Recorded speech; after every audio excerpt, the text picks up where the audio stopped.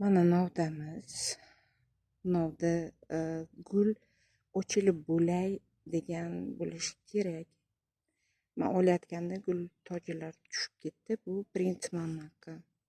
Mana ko'rib turganingizdek avval mana bu tikanlaridan ozod qilib olamiz. Keyin 3ta mana 1, 2, 3 3ta yoki 4ta barg qoldirib, pochka qoldirib, kurka qoldirib, yuqorisidan pastdan suyrik, yuqoridan tekis kesamiz. Men odatda 3 dona qoldiraman. 3 dona qoldirib, 3 tadan 2 ta bayda qalamcha bo'ladi. Ko'cha juda ham shovqin, uzr so'rayman. Demak, birinchi mana bu gullini yoki gulla bo'lgan qismini olib tashlaymiz. Pastidan mana tikanlarni qarang. Bu novdani qanday yetilganini qanday bilamiz? Agar novdagi mana bu tikanlar osonlikcha olinsa, demak bu qalamcha qilishga tayyor. Ko'ramiz.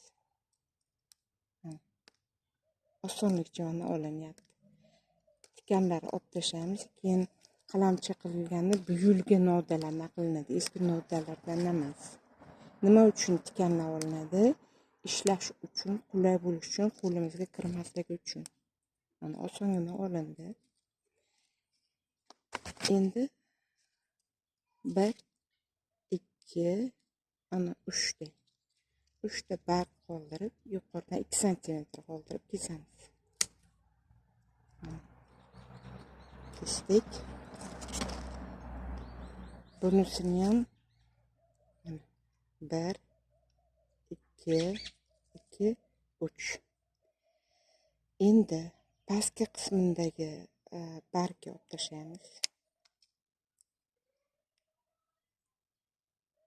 1-2 cm pastdan suyrik kesamiz. Kesdik. Yuqoridan 2 dona barg qoldiramiz. Kuchib ketmasligi uchun. Ularni ham yarmidan olib tashlaymiz. Parnikimizda xalaqit bermasligi uchun, katta kuch ketmasligi uchun. Endi qarang, mana pastki qismidan, suyrik kesgan qismidan biz yaracha qoldiramiz. Mana pichoq o'tkir uchi bilan 2 ta yoki 3 ta yaracha qoldiramiz. 1,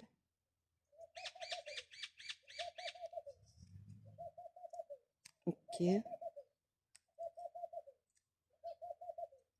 mana 3. Mana yaracha qoldirdik.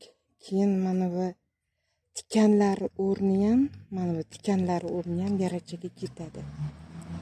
Endi yaracha qoldirganimizdan keyin mana biz ukrenitelь, ildiz o'tkazuvchi material bu ukrenitelь o'rniga aloe verani sokini suvidan foydalanamiz.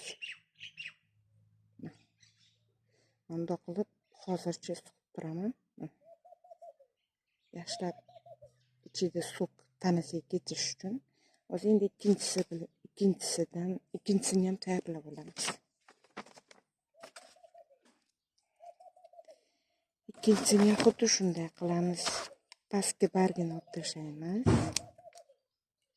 Tikanlardan ozod qilamiz. Mana bu barg o'rni 2 cm pastdan suyrik kesamiz. Ortiqcha barglarni olib tashlaymiz. Bularni ham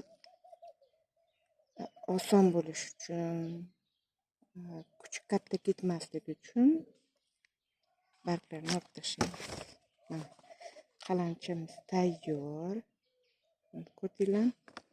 Yana past qismidan 2 ta yoki 3 ta yaracha qilamiz. 1, 2, mana 3 ta. Yaracha nimaga qilinadi? Mana shu qilgan yarachalarimizdan oq qavariqlar chiqadi. Va oq qavariqlar ichidan keyin ildiz chiqadi. Shuning uchun tez ildiz otish uchun mana shu yarachalar qilinadi. Mana buni sherigini oldiga yana suqib qo'yamiz. Ko'rdinglar? Mana tayyor. Endi tuvalarimiz oldiga boramiz.